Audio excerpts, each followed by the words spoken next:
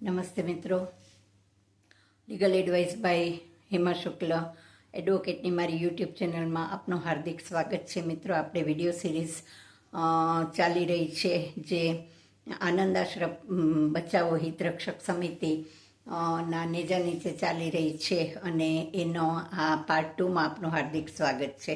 ફરીથી કહું છું કે વિડીયો આપને ઉપયોગી લાગ્યો હોય અને આપની ગુરુદેવ પ્રત્યેની ફરજ આપ સમજતા હો તો please like, share and subscribe it. બંને એટલો આને પ્રચાર પ્રસાર કરજો. હવે મિત્રો, આ વિડીયો કરવાનું અને આ આખા ઝઘડા વગેરેનું મૂળ એ છે કે આ ટ્રસ્ટ જે છે એના એક અંતેવાસી અને એના એક અનુયાયી બેન હતા જે લગભગ આખી જિંદગી ત્યાં જ રહેલા છે આશ્રમમાં. મણિકુંવર વલ્લભદાસ વ્યાસ એમણે એમનું એક ફેમિલી ટ્રસ્ટ બનાવ્યું હતું, PM મેમોરિયલ ટ્રસ્ટ. આ E415 જે ટ્રસ્ટ રાજકોટમાં રજીસ્ટર્ડ થયેલું હતું અને આમણે જે એમની મિલકત પણ ઘણી બધી રાજકોટમાં હતી. બે બહેનો હતી અને એમને કોઈ વંશવારસ નહોતો એટલે એમણે રાજકોટમાં ન્યૂ જાગનાથમાં રહેલ એમનો જમીન અને મિલકત વગેરે જે છે એનું પોતાનું વિલ બનાવ્યું. આ વિલ 1982માં એમણે બનાવ્યું અને એ વિલ અન્વયે એમણે આ જે રાજકોટનો પ્લોટ છે જેના સર્વે નંબર, પ્લોટ નંબર વગેરેની વિગત પણ હું હવે પછીના વિડીયોમાં આપને ચોક્કસ આપીશ. એટલે એ એમણે આશ્રમને ડોનેટ કર્યું, બિલખા આશ્રમ બિલખાને, જુનાગઢ જિલ્લાને. અને ડોનેટ કર્યું એ વિલમાં એમને એક એવી શરત હતી કે આ જે જમીન છે એ ક્યારેય કોઈ ટ્રસ્ટીઓ મારફત કે ટ્રસ્ટ મારફત વેચાણ, ગીરો કે બક્ષિસ કરી શકાશે નહીં. આ વિલની શરત. હવે 1968માં ટ્રસ્ટ ડીડ બન્યું અને એનું રજિસ્ટ્રેશન થયું. સ્વાભાવિક રીતે 14 વર્ષ પછી મરનારને પોતે વિલ બનાવવાના છે ને એ વિલમાં શું ક્લોઝ કરવું ને સાધારણ રીતે કોઈ ટ્રસ્ટ ડીડમાં વિલ અંગેની વાત કે માહિતી હોતી નથી કારણ કે ટ્રસ્ટ ડીડ બહુ વહેલું હોય છે ને વિલ મોડું બનેલું હોય છે. એટલે it's a question of common sense. એટલે એમણે 68માં આ ટ્રસ્ટ ડીડ બનાવેલું અને ટ્રસ્ટ ડીડ જે હોય છે એમાં માત્ર ટ્રસ્ટની મિલકતો, એનો વહીવટ, ટ્રસ્ટીઓ, આ બધાની જ માહિતી હોય છે. ટ્રસ્ટનું બંધારણ, એનો હેતુ વગેરે, એમાં કાંઈ બધી વિલ વારસાઈની ને એવી વાત હોતી નથી. એટલે કારણ કે એ કાયદાની અને પછીની વાત થઈ જાય છે. તો આ ટ્રસ્ટ ડીડ જે બન્યું PM memorial trust E415 Rajkot 1968માં, અને એમાં જે મિલકતનું વર્ણન હતું, જે મિલકત માટે આ ટ્રસ્ટ બન્યું હતું, એ મિલકત આનંદ આશ્રમ બિલખાને ડોનેટ કરવામાં આવી. પછી તો નેચરલી બધા ગામની જેમ જેમ મિલકતની પ્રાઇસ વધતી ગઈ એવી રીતે ટ્રસ્ટીઓની દાઢ ડળકી અને નો ડાઉટ આ મને લાગે છે PM મેમોરિયલ ટ્રસ્ટવાળા ટ્રસ્ટીઓ ને પણ લોભ લાગ્યો હોય કે જે કંઈ હોય તે. એટલે પણ આ જમીન વેચવાની તજવીજ કરવામાં આવી અને એને માટે એની પરમિશન માટે દાવાદુવી થયા, ચેરિટી કમિશનરમાં પરવાનગી માટે ગયા, રાજકોટમાં સિવિલ દાવો કર્યો. આ બધું થયું પણ અલ્ટિમેટલી તે વખતે ચેરિટી કમિશનરની પરવાનગી મળી નહીં અને વેચી શક્યા નહીં. અને જે એક સોદો કર્યો તો એના પૈસા પણ પાછા આપવા એવો નામદાર રાજકોટ સિવિલ કોર્ટનો ઓર્ડર થયો અને એ અન્વયે એ પૈસા ટ્રસ્ટીઓએ વ્યાજ સહિત પાછા આપવા પડ્યા. એટલે ત્યારે એ લોકો ફાવ્યા નહીં. એટલે પછી અવારનવાર જે પ્રયત્નો કર્યા કરતા હતા.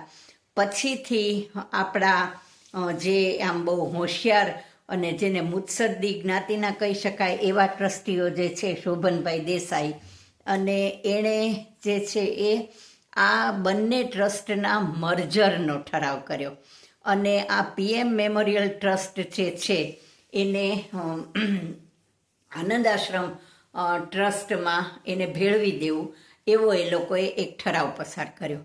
હવે મિત્રો, સામાન્ય રીતે આપ સમજી શકો છો કે એક આનંદ આશ્રમનું ટ્રસ્ટ જુનાગઢમાં રજીસ્ટર થયેલું, આ ટ્રસ્ટ PM મેમોરિયલ ટ્રસ્ટ રાજકોટમાં રજીસ્ટર થયેલું. આનંદ આશ્રમનું ટ્રસ્ટ છે એ 100% ધાર્મિક ટ્રસ્ટ અને ધાર્મિક સંપ્રદાય અને એના જગ્યા માટેનું ને આશ્રમ માટેનું ટ્રસ્ટ. PM મેમોરિયલ ટ્રસ્ટ છે એ ખાનગી અંગત મિલકત માટેનું અન્વયનું ટ્રસ્ટ, ફેમિલી ટ્રસ્ટ. એટલે બંને ટ્રસ્ટના ટ્રસ્ટીઓ અલગ અલગ, એક જુનાગઢમાં રજીસ્ટર થયેલું, એક રાજકોટમાં રજીસ્ટર થયેલું. બંનેના હેતુઓ કે કાર્ય પદ્ધતિ કે એનું ફરજ કે એમાં એકબીજા સાથે કોઈને કાંઈ લેવા દેવા નહીં. હવે આવા બે જે મિયા મહાદેવ જેવા જે ટ્રસ્ટ હતા એને આ ભાઈ જે છે આ શોધનભાઈ દેસાઈને એ લોકોએ એ ટ્રસ્ટને આમાં, કારણ કે આ બધા હવાતિયા હતા, ગમે તેમ કરીને એને આ જે મણિકુંવર વલ્લભદાસ વ્યાસનું ની જમીન હતી એને વેચવી હતી. એટલે જાત જાતના પ્રયોગો કર્યા. એમાં એક આવો પણ પ્રયોગ કર્યો કે આ બંને ટ્રસ્ટને મર્જર કરી નાખવા, જે ટ્રસ્ટ એક્ટની જોગવાઈ પ્રમાણે ક્યારેય થઈ શકતું નથી. પણ આ લોકોને તો કાયદા સાથે કાંઈ લેવા દેવા નહીં. ડીબી મહેતા સાહેબને એ બધા તો કાયદાને બધું ખિસ્સામાં રાખીને ફરે, અને એ જ કાયદો હોય. કાયદાના પુસ્તકો કે કોર્ટ કચેરી કે ચેરિટી કમિશનર કે એની સાથે એને કાંઈ લેવા દેવા ન હોય. એટલે કારણ કે એ ભાઈ રિટાયર્ડ કલેક્ટર કે ડેપ્યુટી કલેક્ટર હતા, એટલે એમને કોઈ કાયદો લાગુ ન પડે.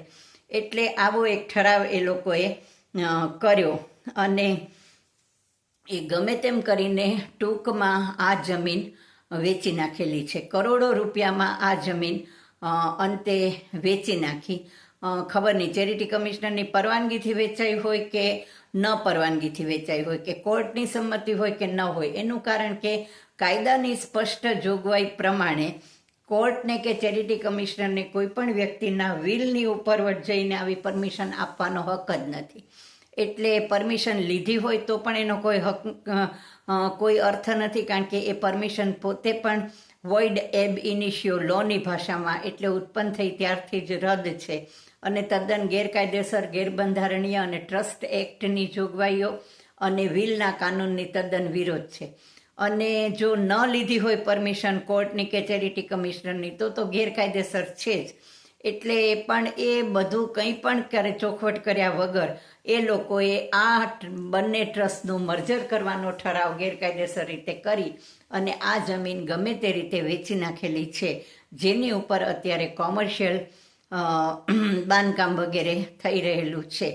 કરોડો રૂપિયામાં મિત્રો આ જમીન વેચાઈ એવું સાંભળ્યું છે, જેના 1/10 જેવા પૈસા કંઈક ટ્રસ્ટના એકાઉન્ટમાં બિલખામાં જમા કરવામાં આવેલા છે, અને બાકીના જે બધા પૈસા છે એ નેચરલી ચાઉં થઈ ગયેલા છે. અને એમાં પૂર્વ CMથી માંડીને બધાનું જ નામ આવે છે ભાગબટાઈમાં. અને એ રીતે આ કરોડો રૂપિયાનું કૌભાંડ આનંદ આશ્રમ ટ્રસ્ટ નીચે થયેલું છે. પૂજ્ય નથુરામ શર્મા પછી તો એ મારા દાદાના ગુરુભાઈ થાય, અને અમારી પણ એ ગુરુગાદી. એટલે ક્યાંકથી રમતી રમતી વાત અમારી પાસે આવી. એ વિદ્યાર્થીઓએ અમારો કોન્ટેક્ટ કરવાનો પ્રયત્ન કર્યો, એટલે મારું એમને ક્યાંકથી નામ મળ્યું, એટલે મારી ઉપર એનો ફોન આવ્યો કે આવી આવી વાત છે. છતાં પણ મને બહુ ભરોસો ન પડ્યો, એટલે મેં 2-3 જગ્યાએ ફોન કરીને વેરીફાઈ કર્યું કે આ બધી વાત સાચી છે કે નહીં, અને બધેથી મને જવાબ મળ્યો કે આ વાત 100% સાચી છે. વિદ્યાર્થીઓ આની સામે ઘણા વખતથી લડત કરે છે, પણ હવે એ તો બ્રાહ્મણીઓ શીખેલા, કર્મકાંડ વગેરે શીખેલા આશ્રમના વિદ્યાર્થીઓ, જેને પોતાને આર્થિક રીતે કંઈ ખાસ એનું કોઈ ઉપાર્જન કે એવી પહોંચ નથી, અને એ લોકોએ જ્યારથી આ વાંધો વિરોધ કરવાનું શરૂ કર્યું ત્યારથી એને ટ્રસ્ટીઓ મારફત ઘણી બધી ધાકધમકીને એની સામેના ફોજદારી ગુનાઓને આ બધું પછી તો, કારણ કે એવું છે કે જેને આટલો મોટો VHPનો ને આ બધાનો સાથ સહકાર હોય, સંઘનો ને આ ને તેને ને આવા બધા ટ્રસ્ટીઓ હોય, એટલે પોલીસ પાસે ને ગમે તે કરાવી જ શકે એમ. સૈયા ભરે કોટવાલ, એટલે પછી એ બૈરીનું જોર તો કેવું હોય એમ. એટલે આ વિદ્યાર્થીઓ સામે ખોટા કેસ કરાવવામાં આવ્યા છે, અને એ રીતે એમની સામે પણ બધું ચાલે છે. પણ મેં તપાસ કરી કે એ લોકો સાચા હતા અને સાચા છે, લડાઈ સાચી છે, અને ઘણી મોટી રકમનો ગફલો થઈ રહ્યો છે. અને મારી એ ગુરુગાદી છે, મારા દાદાની એ પરંપરા છે. અને લીંબડીનો જગદીશ આશ્રમ, મારા દાદા અને નથુરામ શર્મા, આ બધા ગુરુભાઈઓ, એટલે એક ફરજના ભાગરૂપે આ લડાઈમાં મને એમ થયું કે આ વિદ્યાર્થીઓ નબળા પડશે, કાચા પડશે, બિચારા નહીં પહોંચી વળે, એટલે હું આવી છું. અમે શું શું કરીએ છીએ, રાજકોટની જમીન કઈ છે એને અંગે અમે શું શું પગલાં લેવાના છીએ, આગળ ઉપર આમાં બધી કઈ કઈ વાતો છે, એને માટે મિત્રો આપણે ફરીથી મળીશું આનંદ આશ્રમ બચાવો હિતરક્ષક સમિતિના વિડીયો પાર્ટ 3માં. ત્યાં સુધી મને રજા આપશો. અને આપની પાસે આ અંગે કંઈ પણ માહિતી હોય, આપ પણ કંઈ પણ કહેવા માગતા હો તો પ્લીઝ મને કન્વે કરજો. મારો મોબાઈલ નંબર છે 9428040823 9428014823. અમારી ઓફિસ છે 11 કલ્યાણનગર સોસાયટી, બાઉદીન કોલેજ સામે, ડોમિનોઝ પિઝાની પાછળ, જુનાગઢ. આપનું નામ તદ્દન ખાનગી રાખવામાં આવશે, આપને કોઈ ડેમેજ ન થાય એની કાળજી રાખવામાં આવશે. અમારું તો જે થાય એ ઈશ્વર જેવો ધણી, પણ તેમ છતાં આપ અમને આ રીતે પણ મદદરૂપ થઈ શકશો તો આપનો ખૂબ ખૂબ આભાર. અને ગુરુ પૂર્ણિમા આવે છે, ગુરુદક્ષિણા રૂપે પણ આપણે આટલું કરીએ. અને મિત્રો ખાસ વિનંતી, ગુરુ પૂર્ણિમાને હવે ગણ્યા ગાંઠ્યા જ્યારે કલાકો દિવસો બાકી રહ્યા છે, કાઉન્ટડાઉન શરૂ થઈ ગયું છે, ત્યારે આશ્રમે ચોક્કસ જજો, ગુરુગાદીએ માથું નમાવા ચોક્કસ જજો. આપણો હક છે, આપણી ફરજ છે, કોઈ આપણને રોકી શકે એમ નથી. પણ મહેરબાની કરીને ત્યાં એક પણ પૈસો ન ધરતા. જે કંઈ તમારે એ નિમિત્તે કરવું હોય ને, કોઈ જરૂરિયાતવાળા ગરીબ માણસને, વિદ્યાર્થીને એમ તમે પેલું કરી દેજો. પણ આ પૈસા ખાવ અને આ જે તદ્દન અનૈતિક અને અપ્રમાણિક ટ્રસ્ટીઓ છે એની પાસે આ રકમ જાય એવું મહેરબાની કરીને ન કરતા. આશ્રમ પાસે ઘણું છે અને એને જરૂરિયાત નથી, કારણ કે એ લોકો હવે આશ્રમ બંધ કરવાની ફિરાકમાં છે. એટલે તમારો એક પણ પૈસો વેડફાય એવું ન કરતા, એને બદલે કોઈ જરૂરિયાતવાળાને આપજો. ગુરુ પૂર્ણિમાની આપ સર્વને ખૂબ ખૂબ વધાઈ. ફરીથી મળશું આપણે વિડીયો નંબર 3 સાથે. ત્યાં સુધી રજા આપજો. અને વિડીયો આપને ગમ્યો હોય તો please like, share and subscribe it also. Thank you very much. Good night.